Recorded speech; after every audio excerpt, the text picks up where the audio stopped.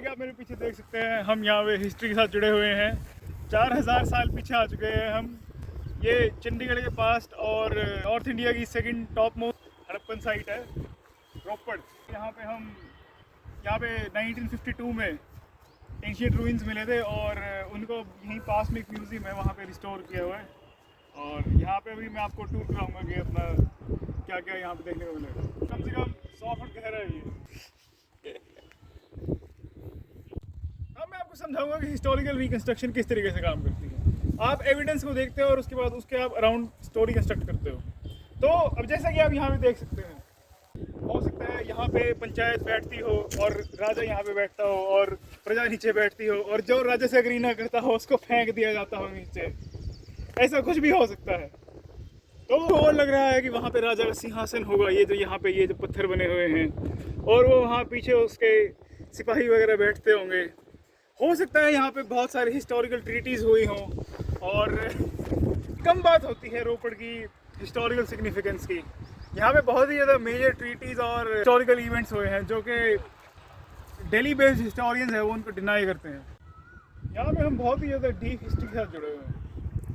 इस जगह की हिस्ट्री 4000-5000 साल से ज़्यादा पुरानी है। 4000 साल से कंटिन्यूस सिविलाइजेशन है रोपड़ में, और इसके बारे में बात नहीं होती, मगर यहाँ पे बहुत ही ज़्यादा मेजर इवेंट्स हुए हैं जिसके बारे में मेंशन नहीं किया जाता।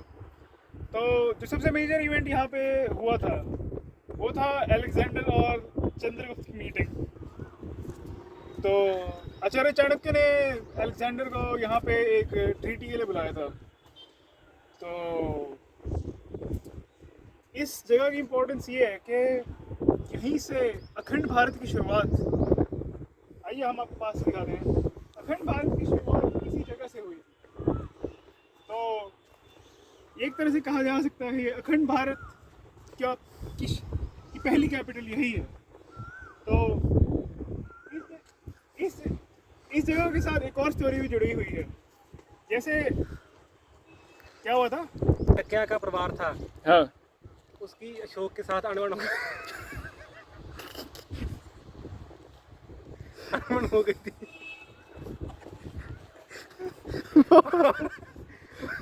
वो हंसी इसलिए आ रही है क्योंकि बहुत ही हैरानी की बात है, वही चाणक्य जिसने उसके पिता कितनी मदद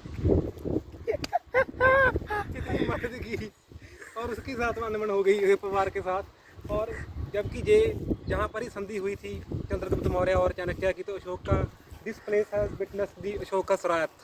और इसकी दो स्टोरीज हैं।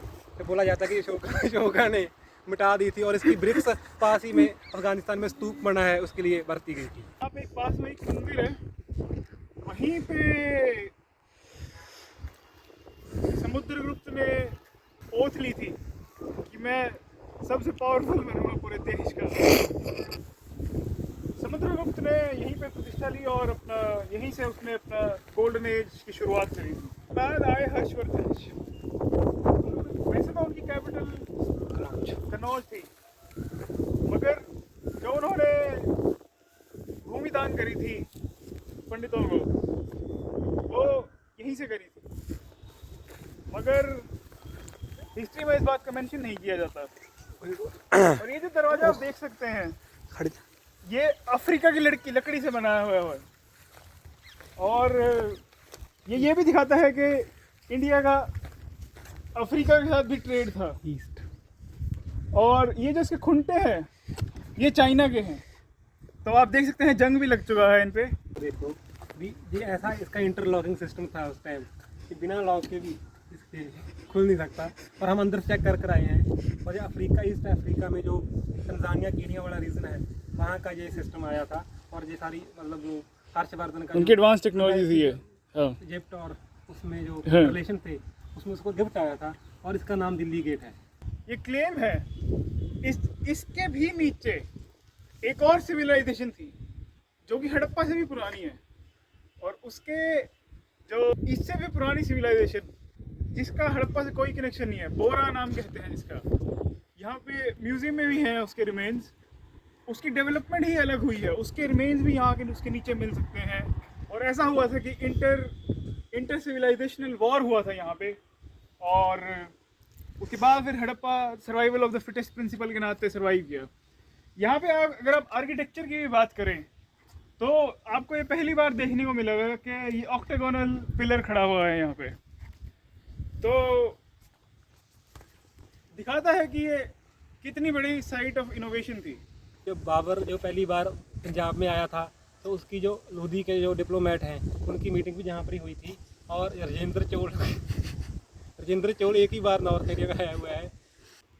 इंडिया की हिस्ट्री बहुत पुरानी और ज़बरदस्त, और रोपड़ का बहुत ही ज़्यादा प्रोमिनेंट रोल है इसमें, मगर यहाँ पे हिस्टोरियंस बहुत इग्नोर करते हैं रोपड़ को। तो हमारी तरफ से पहल ये है, justice for Ropar, #justice for Ropar. Thank you.